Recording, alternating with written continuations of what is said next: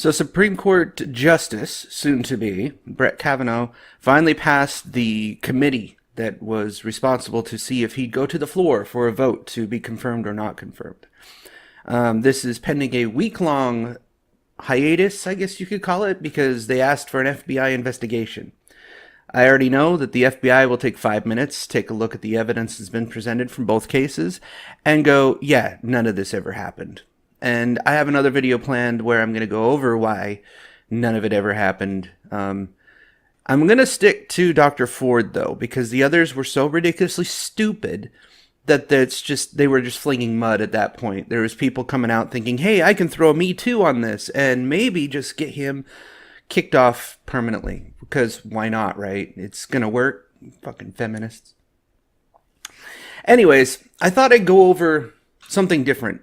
V said something that I found to be fairly accurate because I also saw it, and just so happens that he has time to record every day and I don't.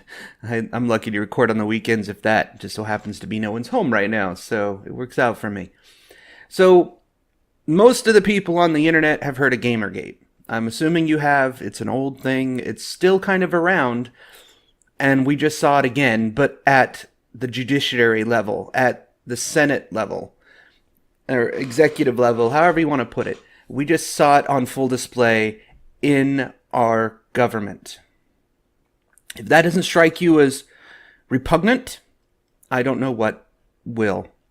So it's kind of the similar thing. Maybe you've heard of Comicsgate. I don't know. There's controversies around it as well. But basically, there was a concern about ethics in gaming. Back in Gamergate, somebody slept with somebody else who happened to be a journalist, and then when they broke up, she smeared this person with, you're a sexist, racist, homophobe, all that shit, and basically accused him of rape, I think, too. There was some of that shit going around as well. Person got fired, and then, yeah, a shitstorm arose. There's a similar one I'm going to cover in another video, hopefully, that just recently happened, and with the awesome hashtag. But anyways, so here's the issue. So Dr. Ford, she's a doctor of psychology. She's been around a while. She's definitely liberal. If you look up her Wikipedia page, she has some political leanings, some biases. She's a feminist. That should tell you a lot about her. She accused Brett Kavanaugh, Judge Kavanaugh, of basically pinning her down and trying to have sex with her, and then passed out and got away because he was drunk or some shit. Her witnesses all say this never happened. She brought forth 3 people she claimed that would corroborate her story. None of them corroborated her story. Her story in itself sounds actually plausible. This sounds like something that could have happened. Unfortunately, I don't think it was. So Kavanaugh, he's been a judge for 36 years. She's claiming this happened 38 years ago. He's definitely Republican, definitely a Jesus Bible thumper. I already have issues with him regarding Roe v. Wade and a couple other things. It's just really kind of disgusting. He's got issues, to say the least. But, in all fairness, if you look at his judiciary roles, he's not really been kind of an overbearing douchebag, to say the least. He kind of slides into this role kind of fairly okay. Despite me having issues and concerns. The Roe v. Wade, for example, that's case law. It's law that's already been put in place. Reversing it might not do anything. But if you want it codified, you need to put it in an act, and that means Senate needs to do their goddamn job. Good luck with that shit.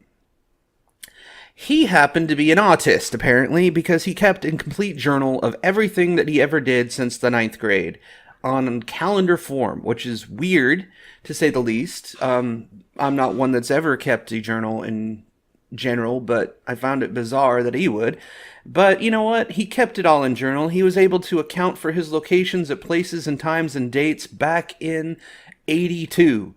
So his autism paid off, apparently, because he kept record of everything. Weird, but use what works. And I think it played out in his favor that he did. Not to mention that all 3 people that were her witnesses testified against her. And then 60 plus people testified for him that are all women in his life. Everybody that came out in droves in support of him, and I'm quite impressed, to say the least. So his evidence with his journal, her own witnesses refuting him, clearly this did not happen between the two of them. However, I think something did happen to her, and I'm going to get into why in a second. But I figured, no, actually I'm going to save that for another video. I'll be honest. I have another one that's going to talk about trauma specifically. It has nothing to do with her, so. But it definitely points out why she's wrong. So this is why I'm going to point out that this was social justice. This is repugnant social justice. Justice in our system, in the West, is innocent until proven guilty. It is the rule of law where you have due process, is what we call it, that people can face their accusers. The reason why you can face your accuser is because if somebody's lying about you and you confront them, they usually break down in their lie. If they're not lying, then everything nails you to the wall and you're found out to be the liar. It's a very effective method to pull out who's telling the truth, in fact. It's fairly easy. All you have to do, really, if you don't believe me, watch Judge Judy. It happens on a daily goddamn basis, and she has no fucks given to a liar. It's really kind of, it's amazing to watch, let's just put it that way. It's mob rule. Now, you notice that the Democrats all jumped on this gravy train of this is very credible. This is very every single one of them little bastards said this is very credible. This is one of the reasons I went to the walk away movement, because holy shit, can I not live with that kind of social justice nonsense.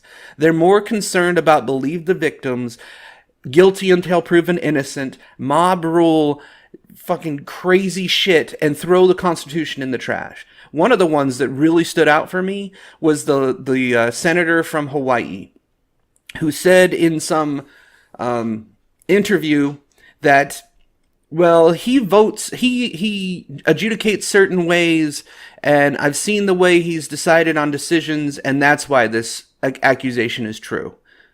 Nothing about the evidence, nothing about due process.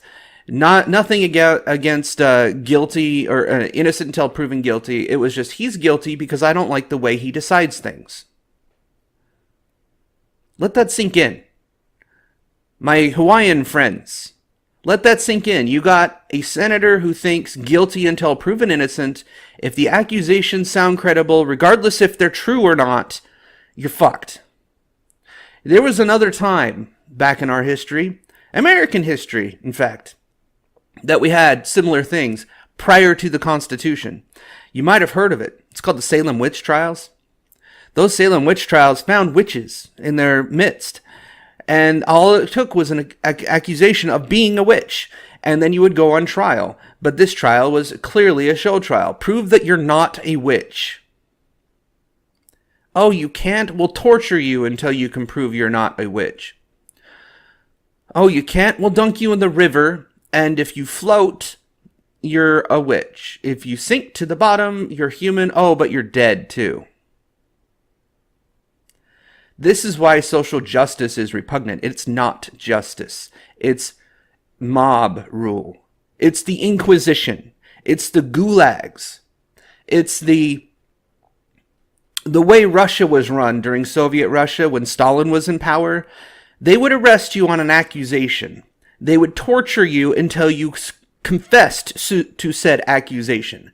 And these tortures could last for months. If you testified and just said, yes, I did this early on, you're dead. They would torture you and kill you. They'd shoot you on the spot because you just said you're guilty. So, sentenced to be carried out immediately, essentially. That is social justice. And we just saw that in a fucking committee between the Democrats and the Republicans. And I hate to say that's why I'm now siding with the Republicans, because even though they're Bible-thumping crazy bastards, I'd rather have the rule of law and the Constitution followed than social justice. It's disgusting. Victims should not always be believed. And in another video I'm going to outline why, but they're not always victims. Those that have heard the fable, The Boy Who Cried Wolf, The boy died in the end because he kept on lying to the village and was eventually eaten by the wolf because he lied 2 times before saying the wolves are eating the sheep. The 3rd time, the wolf actually came and no one believed his ass. So victims should not always be believed. Prove it. We'll take you into consideration. We'll hear your story. But if you can't prove it, you're a liar. In fact, with the rape allegations, I would like to see the same type of punishment you would have for, say, conviction of rape. If you're found to be 100% fabricating that goddamn story, you're the one that should carry out that sentence, not the person who you accused and dragged their face through the mud. Because in social stigma, in female bullying, that's what happens. You destroy a person's life because you accuse them of something that isn't true. And then people just continue to believe it because it's there. It's disgusting. Now, the accusation in social justice clearly carries more weight than the evidence. You see a bunch of people talking about how he behaved. Well, if I was at his point in my career, in fact, I've been in this position a couple times where somebody questioned my integrity, they questioned my dignity. And the thing is, in the field that I work in cybersecurity and whatnot, your integrity is everything. If you can't be trusted, you aren't getting a job in cybersecurity because you're given the keys to the city, essentially, to do whatever the hell you want inside their network. You're given privileged access to certain systems and access to things that no one else has access to. Sometimes it's HR data. So sometimes it's your personal private information, like social security numbers and things like that. Integrity is everything. So when somebody attacks your integrity, it's a big fucking deal. Well, in his case, somebody accused him of sexual assault. Socially, that's a big fucking deal. I can see why he went emotional on that and had people accuse him and then got emotional when he was talking about the people that backed him up, because that is a big fucking deal. So if you have issues with his emotional integrity, I suggest you put yourself in his shoes for a second, practice some of that empathy that social justice warriors claim that they have, believing the victim, sympathizing with the minorities. Clearly, you can't sympathize with somebody that just went through shit like that, because clearly he's the victim here. Sad to believe, but that's what it is. Social justice is a hierarchy, if you will. It's a system that's developed in Marxism. They have a hierarchy of oppression, if you will. And people have talked about it before, so I'm sure you're familiar with it. But if you're a trans, non-binary, black person of color with 2 legs missing, you're on the top of the tree. Oh, yeah. And you have to be Muslim with that one, too, of course. So there's religious exemption within social justice. But the accusation expanded to its ridiculousness. It expanded to some really flat out weird shit like gang rapes, and somebody once saw him in a line for a gang rape, roofing people, drugging people. I mean, yeah, one credible claim turned into 4 what the fucks. It was disgusting. It was really, really disgusting. I don't know how else to put it. It exploded to just ridiculous proportion. If you go look at Tim Pool's channel, he covered a lot of it in detail, as a journalist usually does, and it's just it's repugnant. I can't imagine what he just went through being in that kind of situation. But you saw another thing out of that, and that is the tribalist and collectivist behavior that comes with social justice. Social justice is kind of socialism. They really want means production owned by the state. They want things to be a collective environment that everybody works for the embetterment of their ideology, not necessarily of the society. And it's because it's mob rule. So if she were to step out of line, if she were to recant on her recollection of what happened, or even show some self-doubt, they would have eaten her alive. They would have cast her out. She would have looked like the asshole. And with social justice, they would have all dogpiled on her because she didn't win for the fight. She didn't claim this right-wing justice Brett that he is is, you know, really a dirtbag. He's the enemy. You need to burn the enemy. Go with the mob, or the mob eats you too. You notice that they tried to get, well, all the senators, for example, all of them almost said the exact thing. For the nominee, no. Because you step out of line with your group, you now will be burned by your group. They are collectivist thinking people. You notice on the Republican side, they all voted yes. But a lot of them had said their piece beforehand and demonstrated what they were thinking. Like, this was disgusting. It was repugnant. The last 10 days that we've been through this is just, it was horrific, and it was all false. That's the worst of it. It was all mudflinging to try and postpone it till they can get to the November elections, get majority, and then do whatever the fuck they want. I hope America is listening to this, because no one should be voting Democrat at this point. Beto should be fired as well. He is not fit to be a senator. Listening to his first debate where he thinks white privilege is what he has and he needs to acknowledge that. Well, if that was true, he needs to step down. Just a side note, kind of a little bit of a digression from my topic, but that's social justice as well. He's championing for the minorities. Well, why isn't he a minority? Why isn't he giving his opportunity, his seat, to a minority?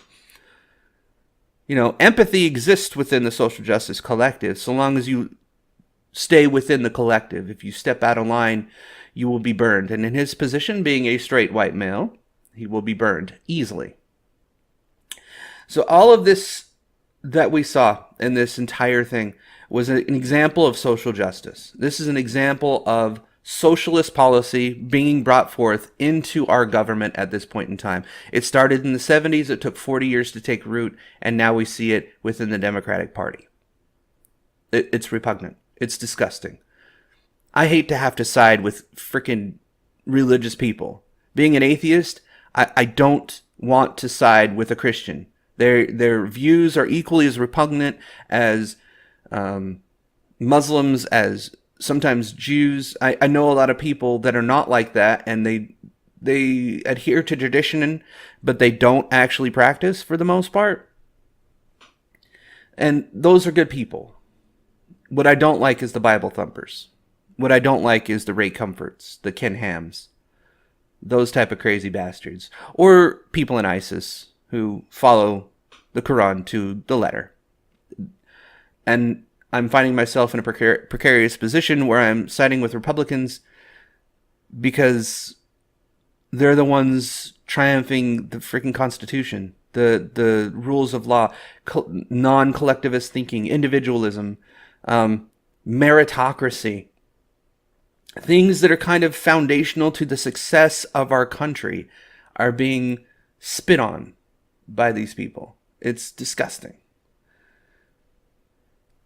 It's not right. And I want to leave you this one thought. If you are one of those collectivist social justice warriors, just remember, if you step out of line in the slightest, you say one thing that doesn't tote that freaking intersectional bullshit just once, and you express that opinion within your mob, the mob comes from you too, and you know it.